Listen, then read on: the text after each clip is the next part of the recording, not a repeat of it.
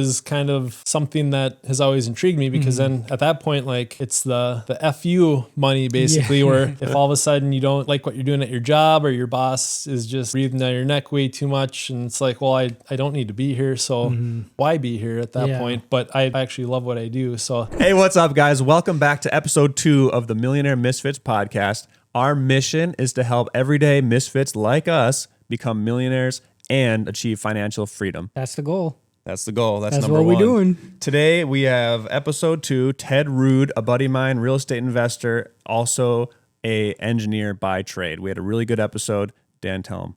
Yeah, I like this one. Ted was a super cool guy to have on. I think it's super impressive that he's built as impressive of like a real estate portfolio as he has, all while working a full-time job. And the fact that he says that he could leave and chooses not to while also doing all of this stuff on the side is just mind-blowing. So yeah, this guy's got so much intentional action taking, so many great tips for you guys. You're going to find so much value in it. Yeah, it's going to be a good one. Let's get into it. Let's go.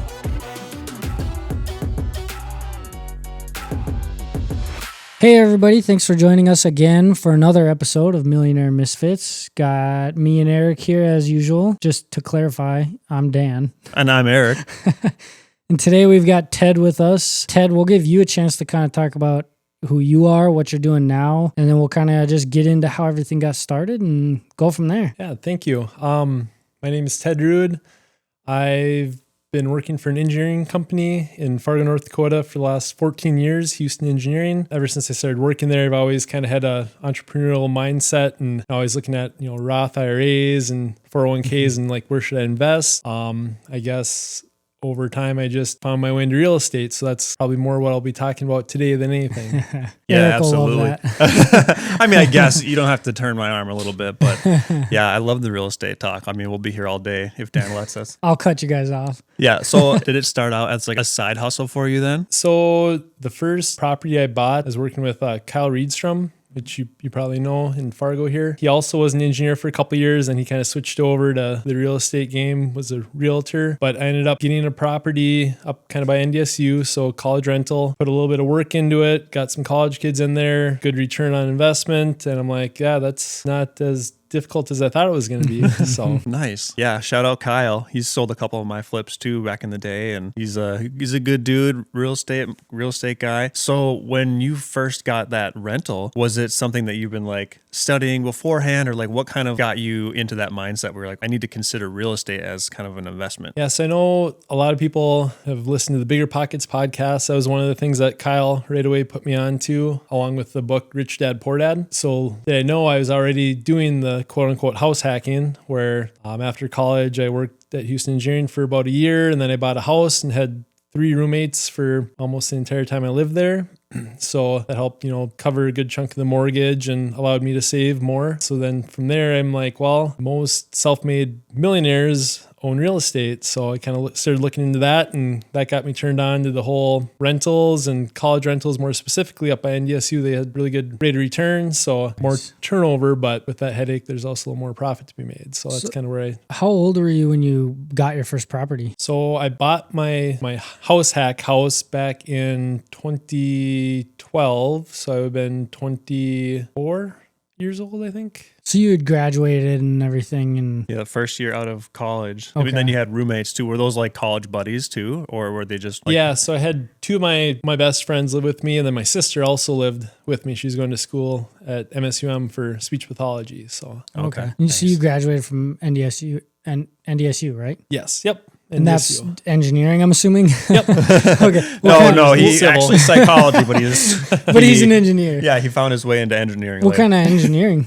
Civil engineering. Okay. Yep. And that's what you're still doing now, like full time? Yes. Yep. Okay. So I do a lot of river restoration, fish passage projects. Oh, wow. We're kind of cool. My parents live on Big Pine Lake near Perham, Minnesota. And we just this last year, we took out, cut the dam flush and then built a rock arch rapids so fish can go upstream basically there. And use that for spawning habitat. And so what, like, I mean, so you kind of mentioned like you saw the bigger podcast and thought about that. So how did you afford, like, was it just saving up and like the house hacking, is that what helped you kind of afford that first home then? Yep. So the first college rental, I bought that in 2017. So that was 5 years after I bought my first house hack. And, in the time in between, I had dabbled a little bit in the stocks. It's not like I was a day trader or anything, or my stock perspective is buy a good company like Warren Buffett and hang on to it for the long run. So I did all right, but not like eye-catching or not, I'm going to buy a whole house just with the gains I made from that. And then just saving up over time too. So I was able to get enough to put 20% down and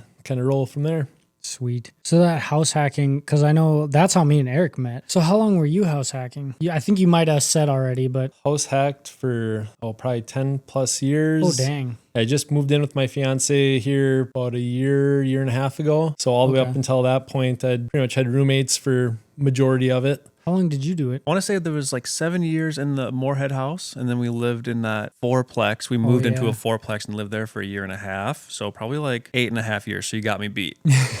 But like we didn't need to live in there. We didn't need to house hack all that time, but it was just such a boost. Oh, definitely. Yeah, same thing. I didn't need to have roommates, but I probably would have been bored or, not having anyone there to talk to. So you get used to it. And it's like, it's weird to not have roommates. It's weird to live on your own. But yeah, I mean, house hacking is such a great tool. It's like, if you can live rent free, it's wild. That's what I tell a lot of new investors too. I'm like, dude, just house hack, especially if you just do like the 3% down or whatever. Low down payment. You could probably get your closing costs paid for by the seller. And if you can work the numbers where you're living for cheap, I mean, like, man, instead of $1,000 rent every month, it's like $200, or maybe if you have a good deal, you're like getting paid to live there. So like just that single deal can be like life altering for the better. Yeah. So was just because I'm curious, while you were house hacking, was like the roommate's cost of rent, was that covering the entire mortgage plus some, or? No. Again, it was close friends and like my sister's there. So I actually kept it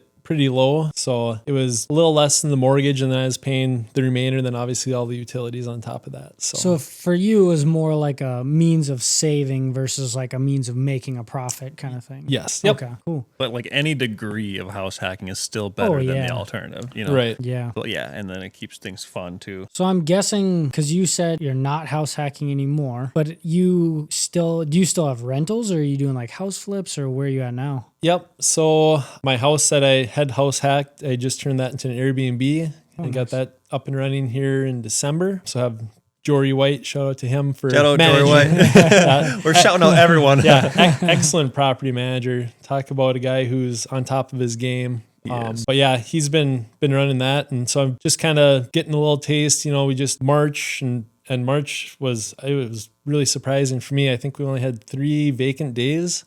And it's still, I think my Airbnb is still at the process where it's, not quite optimized for profit yet. It's still trying to get reviews. I think we're up to 10 5-star reviews, a lot of good comments for Jory. Nice. But then it's starting to transition now to a little bit more per night, but maybe not as many bookings. So it'll be really fun. I know the summer months are usually where you make a really good chunk of the profit for the year. So it'll be fun to see how that turns out. So how many rental properties do you have? Is it just the one? So I'm up to 9 total rental properties. So one would be the Airbnb, the house hack. Yeah. The other one would be that first house that I bought. And then the rest of them are all up by NDSU. So they're all pretty much college rentals. Okay. Over the last year and a half, my fiance and I bought 2 together. So we've been working on those. And then I bought another one, and they were all like right in the same little area. Nice. So it's funny how we bought the one, and then all of a sudden the one across the street came up for sale. And it's like, well, at that time she didn't know if she wanted to jump on another one until we had that one rented. So I'm like, well, it's just such a good deal. I can't say no.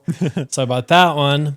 And then as we were working on those 2, the owner of the next door house happened to walk by, and he's like, yeah, the last tenant just moved out. I'm thinking about fixing up and renting it, or, if you guys would be interested in making an offer, I'd be willing to entertain. And so we got that one too. And that was really good.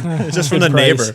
Yeah. So we're working hard right now to get that one fixed up and ready to go. We're hoping to get some tenants in there, hopefully June 1st. But I think this last weekend I spent probably 20 plus hours working there. My parents actually came to town, and my dad helped a lot. So that was really nice. Some family bonding time. Yep. Yeah. And he enjoys doing that kind of thing too. So I'm like, well, if you enjoy it, might as well keep coming. But yeah, I mean, we've talked about, outside of the podcast, we've talked a lot about like some of your deals and how they're all like up at NDSU and stuff, and jumping into your first short-term rental. I generally like short-term rentals because they're like, you expect more cash flow. But some of the deals that you have up by NDSU, I was really surprised. Like some of that net cash flow is pretty dang good on some of those. I'm like, is that because you buy like value add type fixer-upper deals, or are you doing something like super secret that you want to share with our guests? I can't tell you the super secret stuff. Okay, right. No, yeah. No.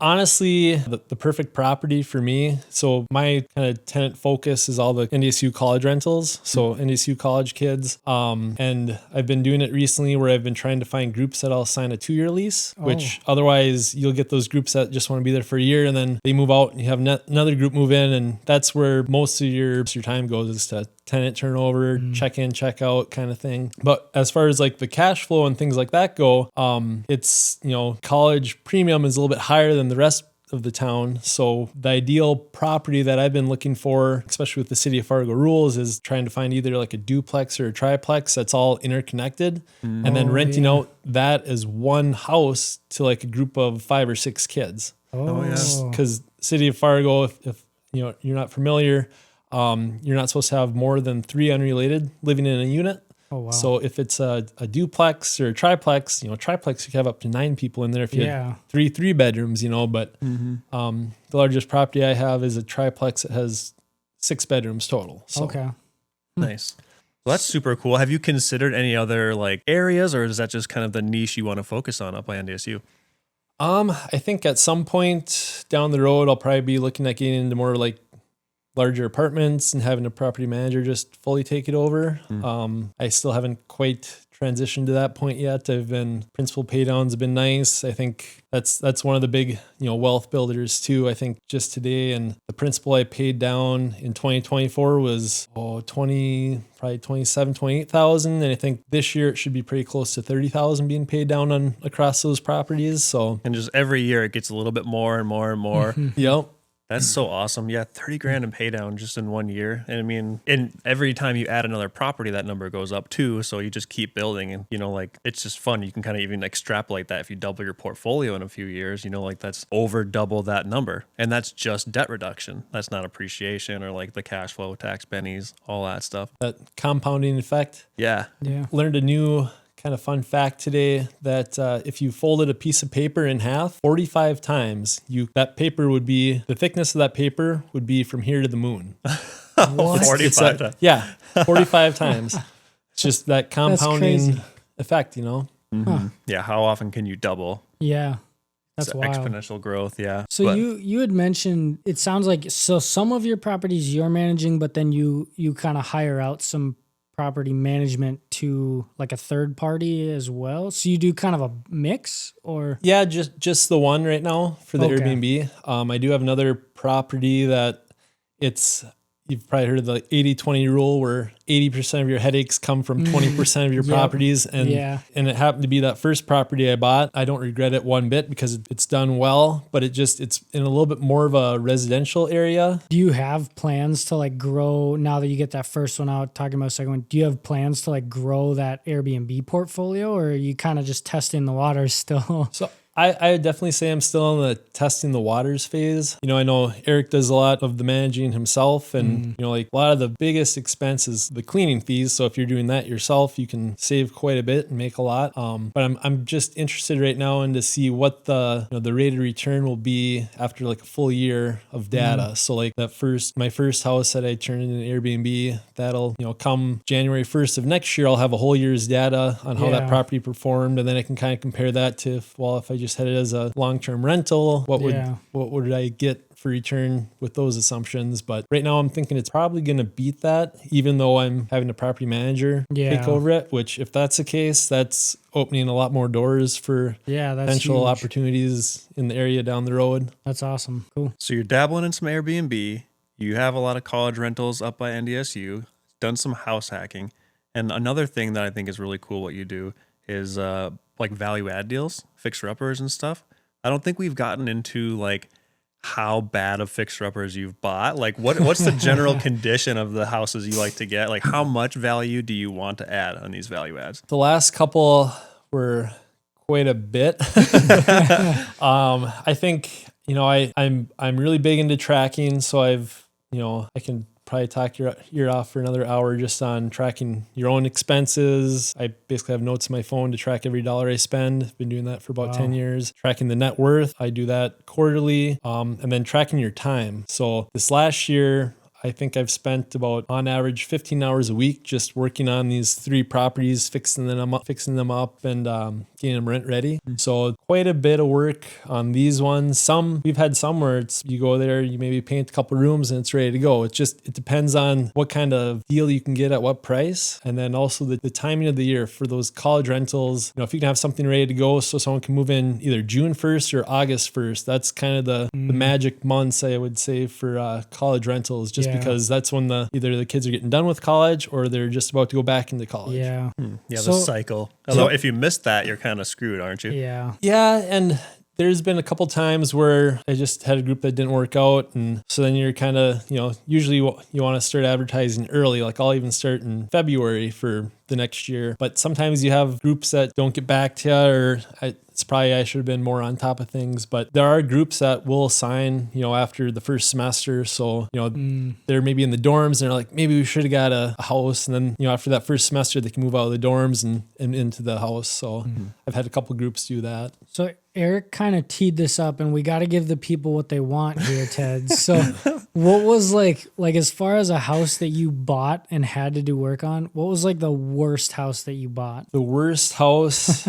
Oh, gosh. It's what the people want, Eric. Yeah. It gets the people going.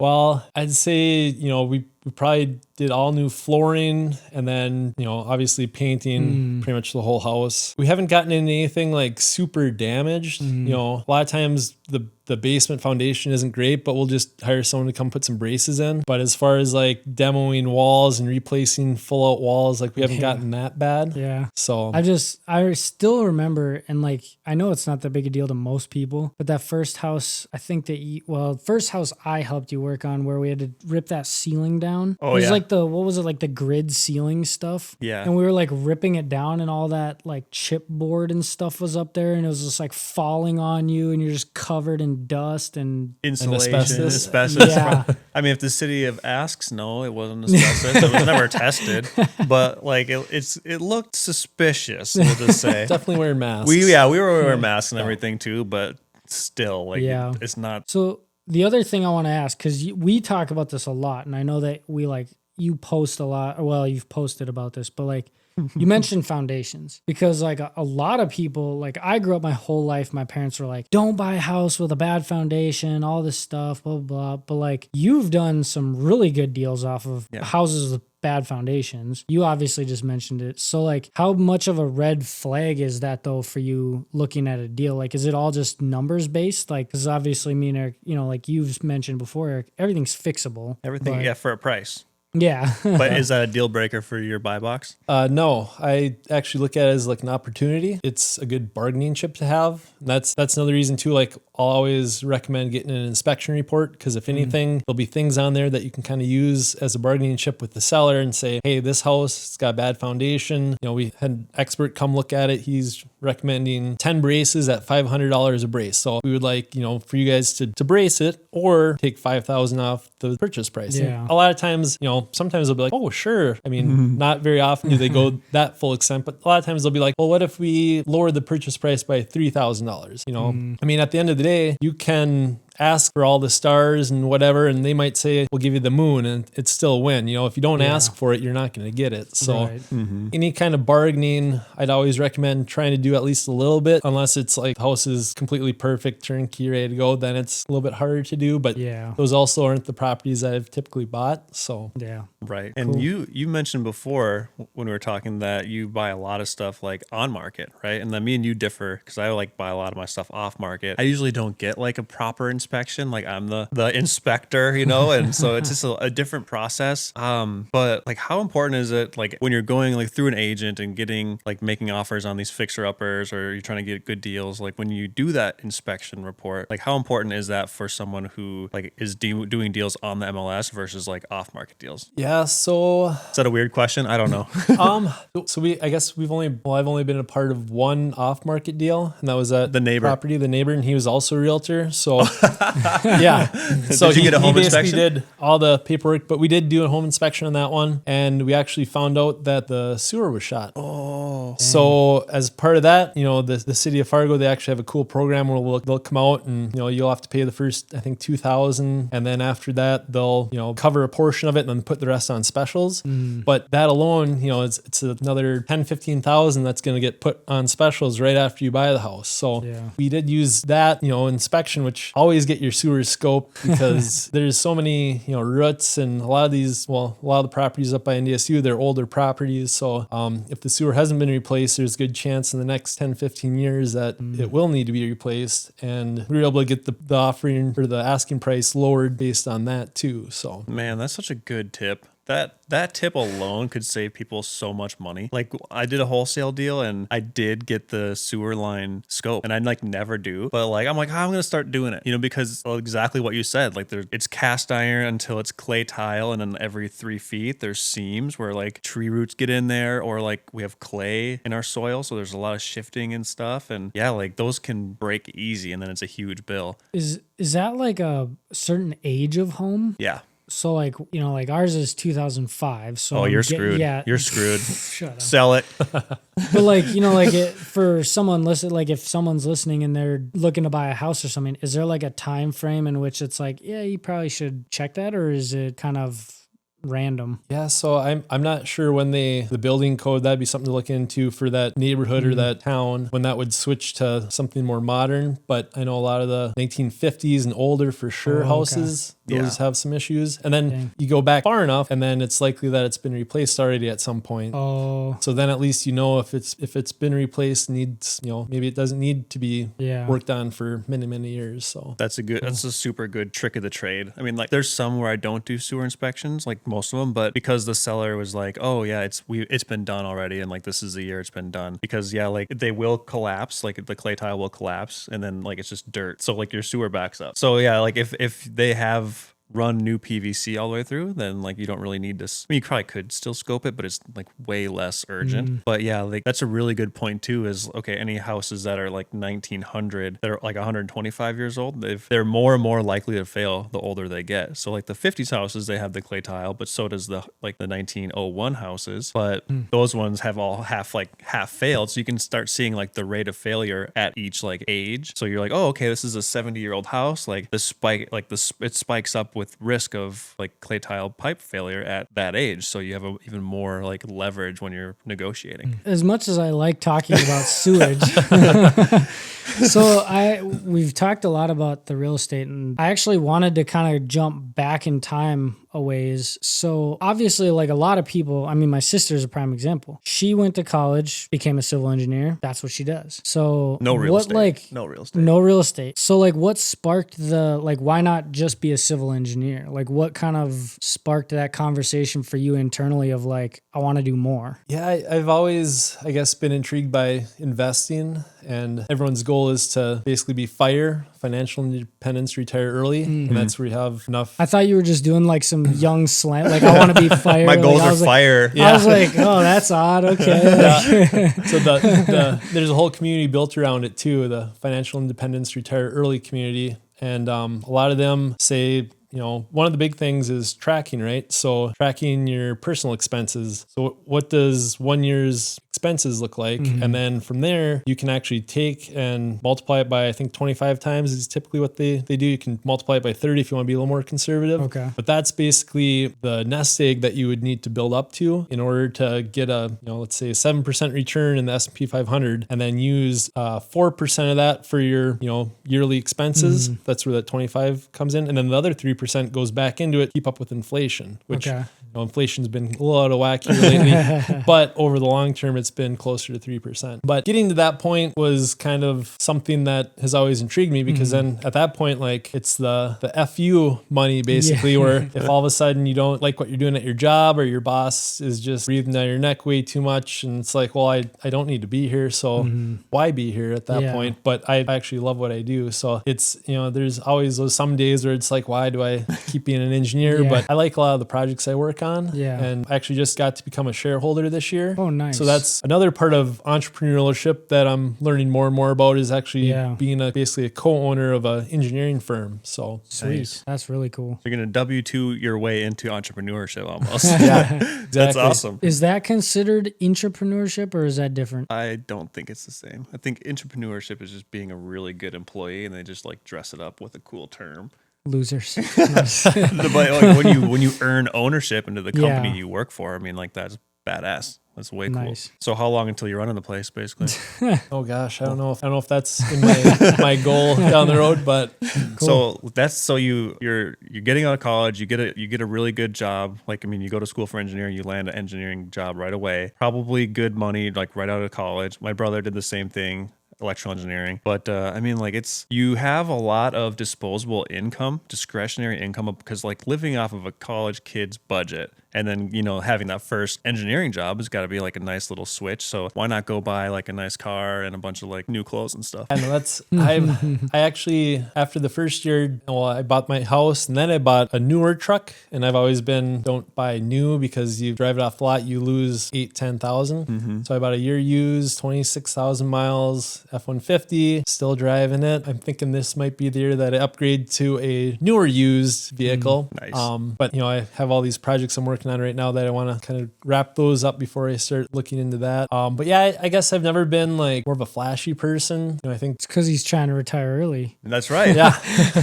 You ever eat oatmeal every morning for years on end? I'm gonna bring this up every episode Eggs. now. He It's said egg. become a thing. More protein and eggs. It's become a thing. I eat 4 raw eggs for breakfast every morning. Raw eggs? Yeah.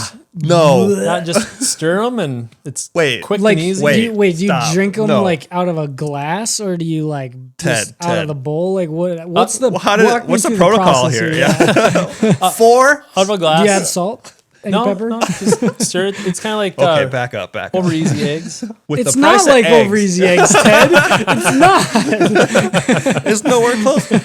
Is that? Have you ever gotten sick?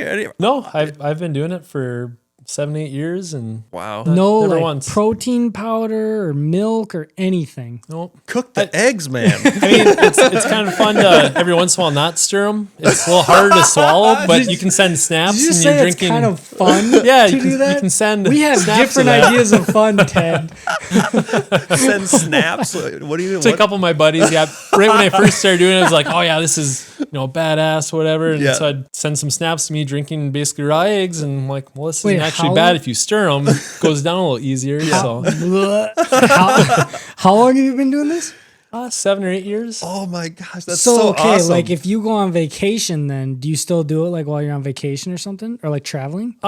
Not typically. Normally, I'll whatever's for Take a breakfast. I'll little do that. But hiatus it's kind of my from morning raw routine. eggs. Getting ready for work, and it's like I just want something quick and easy. So I'd rather spend 10 less minutes making breakfast and have 10 more minutes of sleep You're than just justifying Eric's Dude. oatmeal right now. This is so awesome, dude. Like, that's so amazing.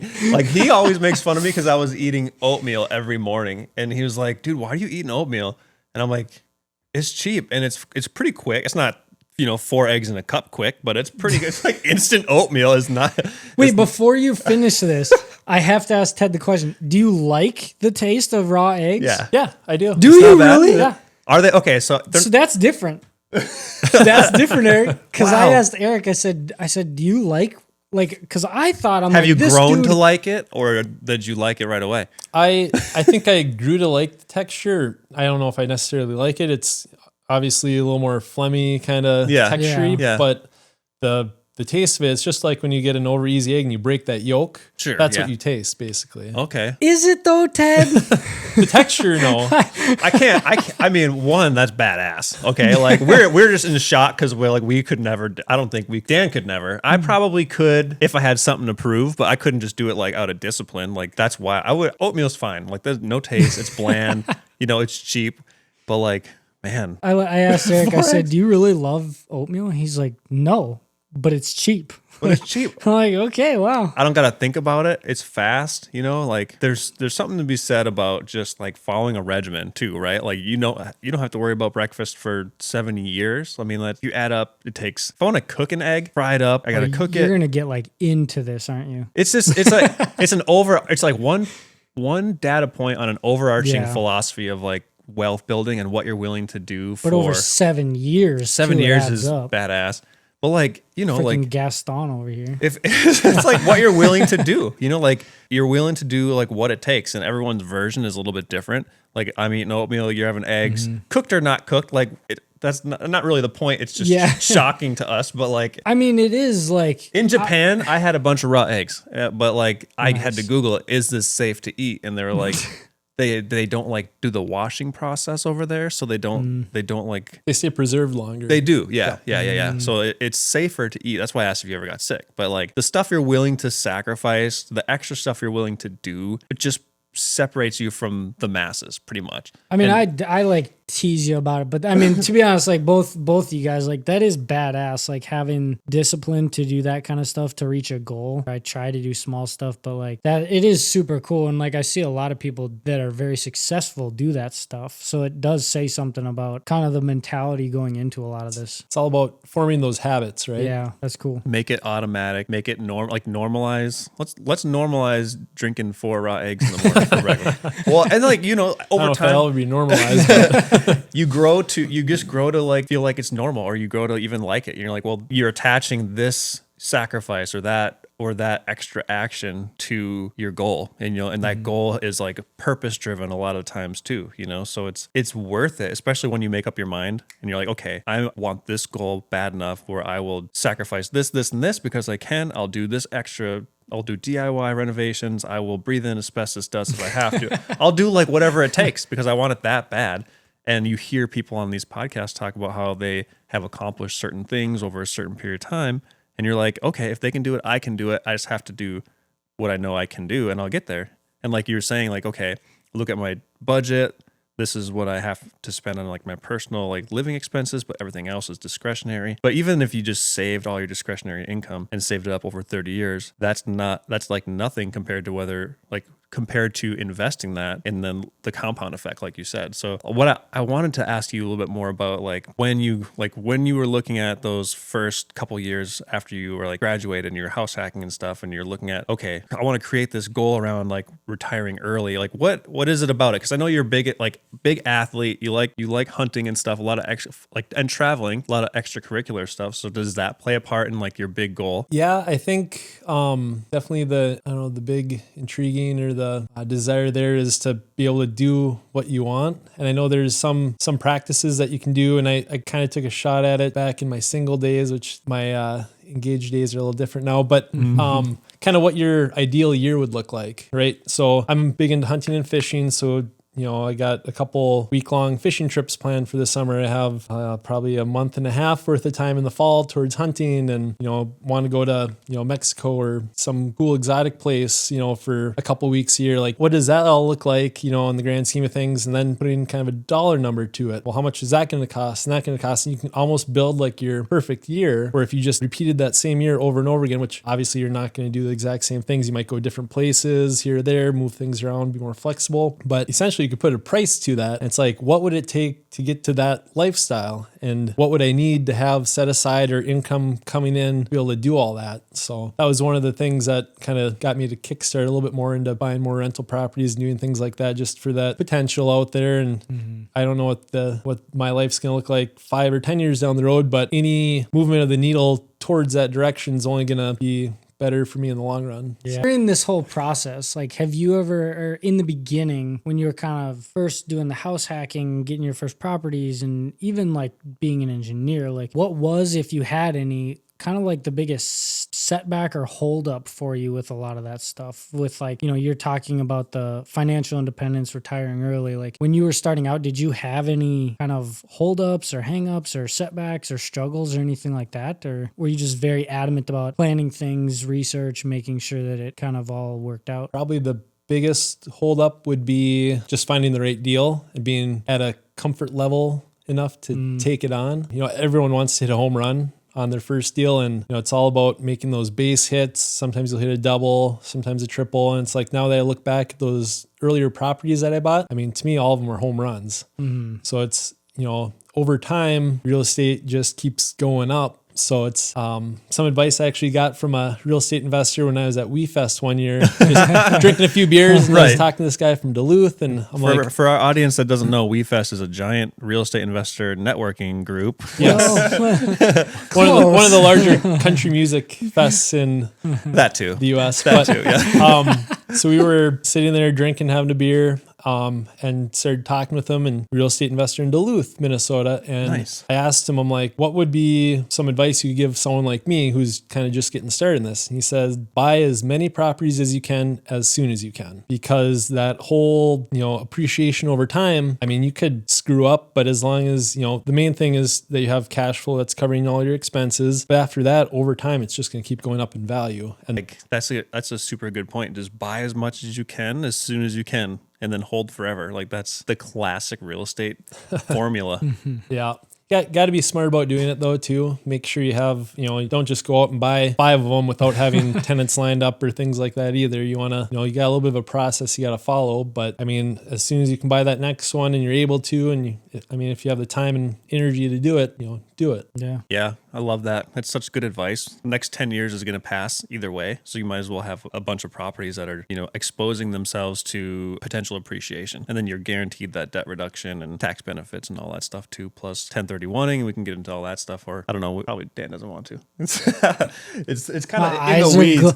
My eyes are getting glossy over here. No, But the coolest thing, like I keep going back to the compounding, like the snowball. Like I even read like that book about Warren Buffett called The Snowball. And I just love that. Like you buy one house, you cash flow a little bit, next year you buy another one. And like over 10 years, you have 10. That first one you bought is in a way better position because debt's been paid down, rents have gone up and, some appreciation and stuff. But eventually your assets will start being able to buy more assets for you. And then once that happens, and it'll just keep growing your war chest faster and faster and faster. And it's just like a snowball. Like you don't have to do anything at some point. It kind of ties in with like I can't remember what it's called, the 4% withdrawal rate or whatever, it's just all automatic. It's sustaining itself. But if you just reinvest funds, it just grows exponentially. And I've always loved that idea. The more I can get out of working, the more I can have my assets work for me, like making money when I sleep, like that's such a cool concept to me. That's the goal. Yeah. That's the dream. Make money while you sleep. Yeah. Nope. Mailbox money. I love that term too.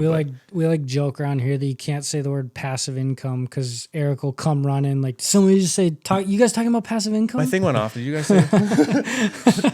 Yeah. I was kind of obsessed for a while about all that. And I still am. I mean, like it's just, there's a recipe out there you just have to follow. Yeah. Well, we were just talking about that earlier. Like it's as far as entrepreneurship goes or like, running a business sort of thing, a lot of real estate investing it's kind of figured out. Like there's not a lot of, brand new things that have never been tried before. I mean, I'm sure there are, but as far as like somebody wanting to get into it, like there is sort of a formula. You just kind of have to follow it to some degree. Yeah, and a lot of that's been proven over time too, right? Yeah. You have some of those books written. See, you can Pause hear the show. Pause the show. Oh, geez. Like the book, The Richest Man in Babylon. Like, I don't know if you've read that book, but it's kind of built on the same principles as, investing and kind of rolling it forward, compounding interest. And, if you're, even if you're just listening to this right now or talking about it with your friends, like you're a step ahead of many Americans who go to work, get their paycheck, go home. It's kind of like going around the Monopoly board. They make a few stops at the store. Yep. Sometimes you go to jail, but, How'd you know about that? But then, like the rest of us who are investing, it doesn't have to be real estate, but it could be S&P 500 index, or it could be, whatever other methods you want to invest in. But it's putting those dollars to work for you, which is all the passive hype behind it. So I just think that's been such a cool concept. And ever since I was little, that's what was really fascinating to me. Yeah. That's sweet. So for people who let's try to take it back to some people who maybe don't have a ton of discretionary income, maybe, but they have time. Like what can people who face challenges like that maybe we didn't face, or like I didn't have a ton of like a super high paying job after college, but I house hacked, like, or maybe you have a ton of time, but you don't have a super high paying job. Like what are some things that people could do if they have like just barely meeting their like living expenses? So for me, there'd be a couple things. One, like I mentioned before, start tracking every dollar you spend. It's easy as just putting it in notes on your phone, and then at the end of the week, going through and just adding it to a spreadsheet. And, like I have probably 10, 15 different columns for, groceries, gas, entertainment, whatever. But after a while, you'll kind of get a feel for where's your money actually going. Like, is some of it disappearing into all these like Netflix and Hulu and all these subscription services where, hey, maybe I could just use one service and cancel the rest. And then once I get caught up on all my shows there, cancel that and use the next one. But where can I, cut my spending essentially? And then kind of coming back around that'll help you maybe save a little more towards investing. But especially if you have time, find someone like Eric who knows a lot of stuff about real estate investing and maybe needs some help, flipping a house or working in the real estate world, and can, kind of goes two ways. He'll kind of mentor you and you'll get paid a little bit out of it too, or maybe you'll figure out some kind of partnership agreement where more of your time goes into the work at the property, but you'll still get a certain percentage of the flip proceeds or something like that. Sorry guys, he's taken. I'm just kidding. Yeah, that's a good idea. Like cut back a lot of unnecessary spending, or cut where you can, and then do a little bit extra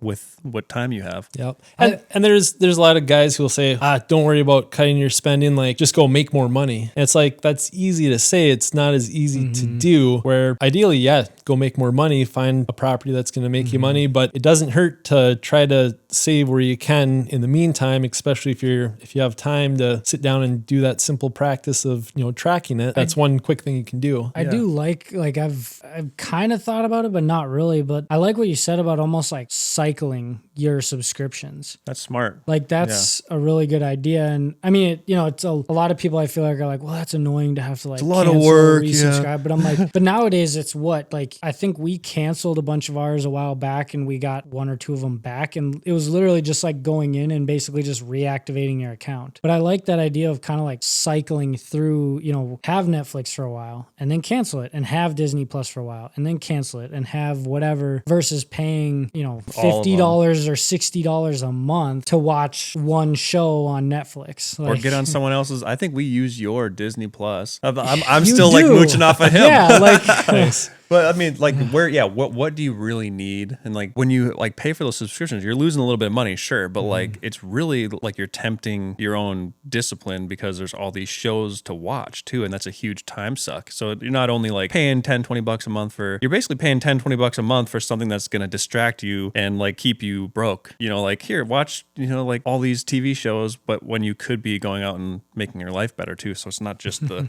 little expense, you're losing opportunity cost too. Yeah, it definitely quit depends wasting time cooking your eggs. Yep, watching TV. Everyone's got like that, what's comfortable to them, you know? But like being out of that comfort zone is essential. You'll never grow. You'll never make significant progress in any direction. But I don't know if maybe I'll try the egg thing, but I don't know. I'm worried about getting sick.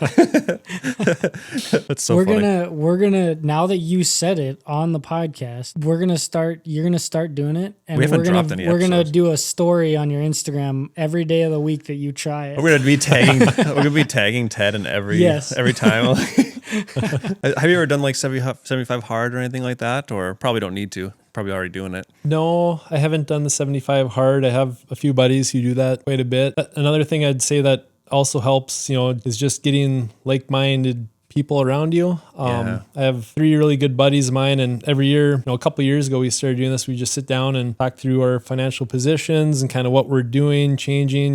These guys have, now all 3 of these guys have kids. So at some point I'll probably be there too. Just how does that incorporate in their daily financial routine and things like that. And then we, obviously talk hunting and fishing and play board games and fun stuff too. But just having those like-minded guys in a close group to be able to bounce ideas off of has been huge for me. That's such good advice too. Yeah, like who you surround yourself with definitely matters. And it sucks to say like get rid of some of your scrub friends, but like if you're on a path of growth, like you're not saying like, okay, bye, Felicia, I'm never going to talk to you again. It's more like, well, I'm going to start spending more time with Ted because we play basketball, but we also talk investing, and like he's going to be holding me accountable to my goals, and like I want this type of life, and I'm not okay just kind of like settling because I know I have the potential to get up here. So I'm just choosing to spend my time hanging out and talking like strategically and actually like with goals in mind with those friends. So like that's huge. I love that. There's also got to be, and you'd be the one to know, Mr. Psychology. Okay. There's got to be something psychological to that too, though, of like, you know, like I'm going to be way more likely, this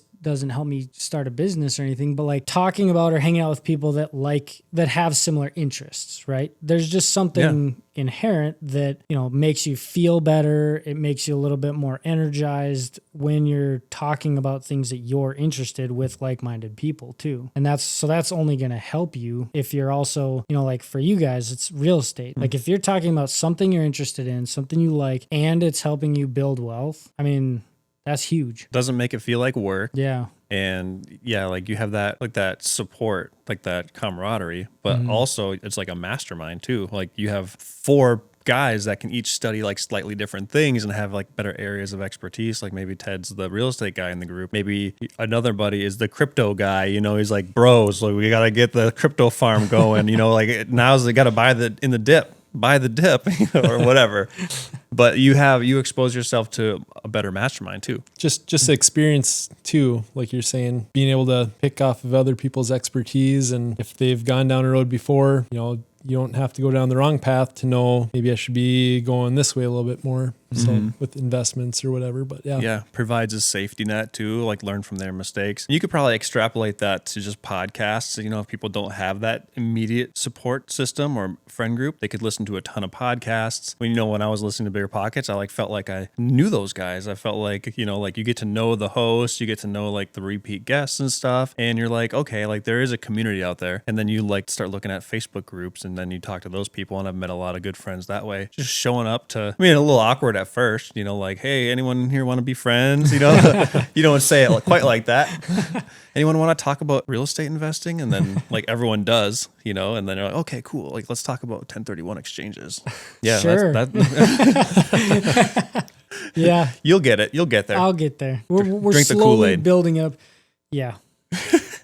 Yeah, so this last part, so there's kind of 4 things that we're going to ask. So the first one would be the misfit, or a misfit moment that maybe you've had, whether it's the beginning, you know, any time during your journey, or even now where you had kind of like a moment of like questioning, like, you know, am I making the right moves, or do I, you know, belong here, or like, am I doing what I should be doing? Like just something where maybe you didn't quite feel like you fit in. And then the second one will be kind of the flip side of that. We call it a millionaire moment.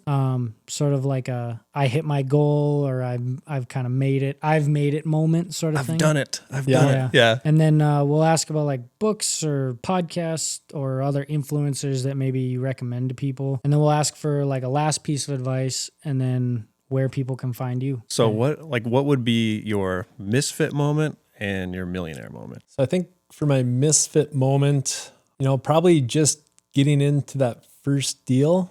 It's like taking that first jump into the pool. You know, it's, you don't know what the water temperature is. Yeah. You know, am I going to like it? Is it going to be too cold, or is it going to be too warm? I'm not refreshing enough, you know? So just getting into that first deal, and even for that first year or two after buying it, it's like you question yourself, did I make the right decision? And, it's starting to pay itself off, and you're cash flowing a little bit, but it's like, man, if I would just put this money in the S&P 500, like it would have been here. And the things you aren't seeing are the tax benefits you're getting, and also the appreciation that goes on behind the scenes. So that kind of, for me, would be my biggest misfit moment, was that kind of not having that reassurance in myself on making that first move. Dude, that's so true. I mean, I had that same thing too. I'm like, oh my gosh. Even after a year, I'm like, I still don't like introduce myself as a real estate investor. Like, I'm like, is it working? Like, I feel like it's working, but like the train seems to be on the rails, but is it? So yeah, like it doesn't just boom, you feel 100% confident after that first one. Yeah. I think that's why a lot of people say that the first one's the hardest too, just because the fear of the unknown. So huge. Yeah. So what about the flip side? The millionaire moment that, I've made it. I don't think I've really had one of those yet. Probably the closest for me was the whole FIRE dollar amount, income coming in covers your expenses going out. I probably hit that a couple of years ago where I could quit my job and I'd be just fine living my same lifestyle, except I'd have way too much time on my hands. It'd be too much hunting going on. Yeah. There'd be no more wild animals. Yeah.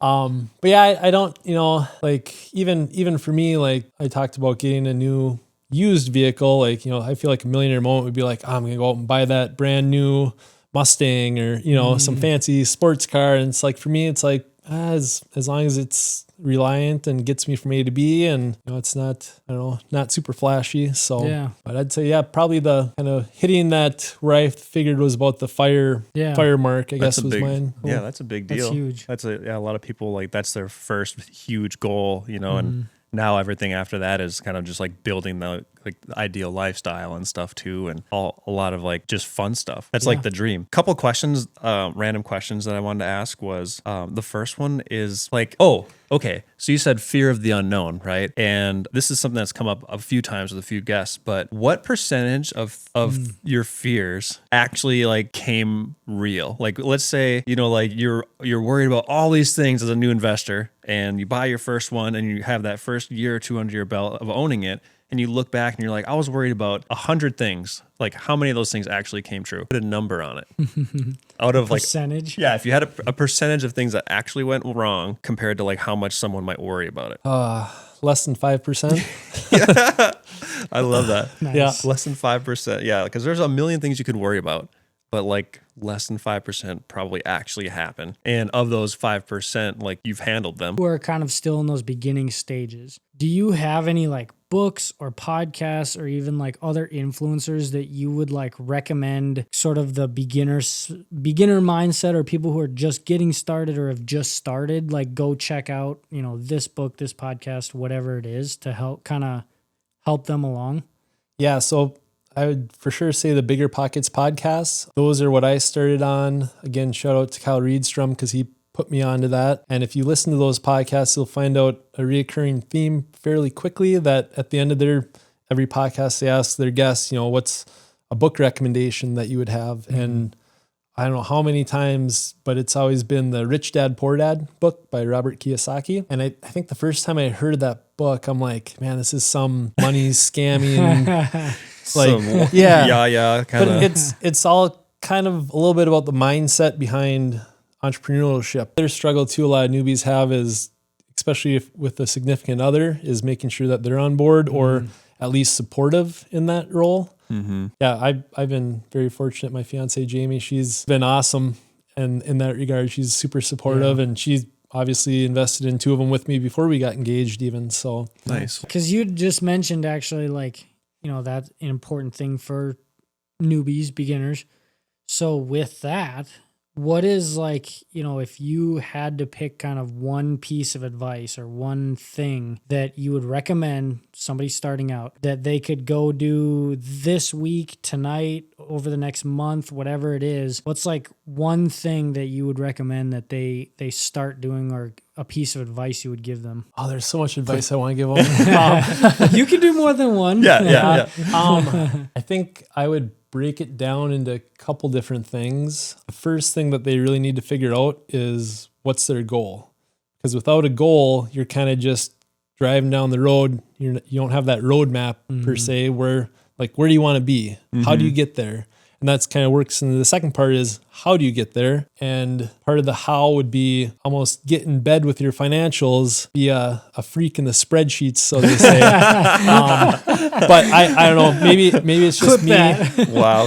Maybe it's just me being an engineer, but I have spreadsheets for everything, and tracking everything I spend, net worth, like figure out, how long is it going to take me to save up for that first down payment, and then there's different creative ways that you could finance. You could 3% down if you live in there. Maybe you live in there for a year, and then you buy another one to live in for a year and rent that one out. There's lots of different ways you can get creative. But basically, for newbies, figure out what that goal is. It doesn't have to be the long-term goal, make $1 million a year. It could be as simple as, I just want to add $20,000 extra income a year on top of my W-2. Be a general direction. Like, does it have to be a crystal clear? Because there's a little bit of that out there too. Yeah, no, I think It doesn't have to be exact by any means. My goals are always changing. I only ask because I think a lot of people have trouble with the long-term vision, and I was kind of the same way when I was younger. Before we wrap up, Before we wrap up, Ted, where can people find more about you? Find out more about you. Find you. Well, I'm on Facebook and Instagram, probably more, Instagram, I'd say. You utilize social media a whole lot or not yet? Not as much. We do have a Instagram handle for some of our rehab projects that we're going to at some point start posting more to. What is it? Let the people know. Yeah, Ted. That handle is at pursuit_properties_LLC. I like it. My Instagram handle is at Tedrud, TEDRUD. So pretty short handle. Easy. Yep. But most of my stuff that I have on there now, it's either rehab projects, hunting, or family. So it's kind of that's my life in a nutshell. Yeah. Cool. That's awesome. What else could you need? Right? Maybe some basketball, every once in a while, but Awesome. Well, this has been an awesome episode. Yeah, it's been this is super good. really cool stuff. A lot of good tips for people just starting out. Yeah, if you didn't, Ted gave me some things to think about. And that's rare, Dan thinking.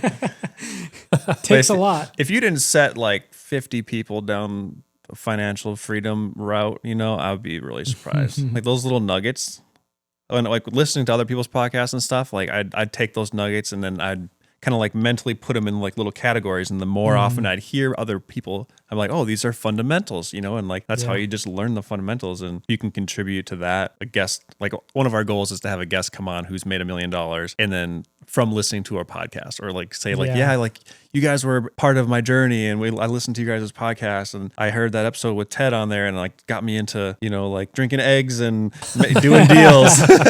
So if that's you, Yeah. let us know, Yeah. and we'll have you on the show. But if you get sick, you didn't hear it from us. Yeah. Right? No, yeah. It's your own fault if you, Yeah. know. But with that, thanks for everybody for joining us for another episode. Yeah, it's been a really good episode, man. Yeah, I would really appreciate you good. coming on. Yeah, and thanks Ted thanks for for having me. coming out. This was huge. flown by. Yeah. A lot of these conversations just go right by.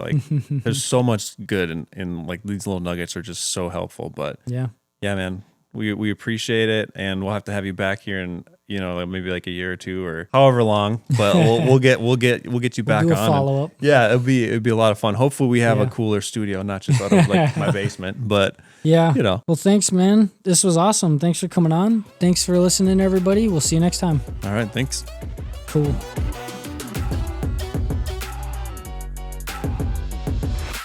I found bigger pockets, and I was like, oh, I've been house hacking. Oh, normal people become rich through real estate.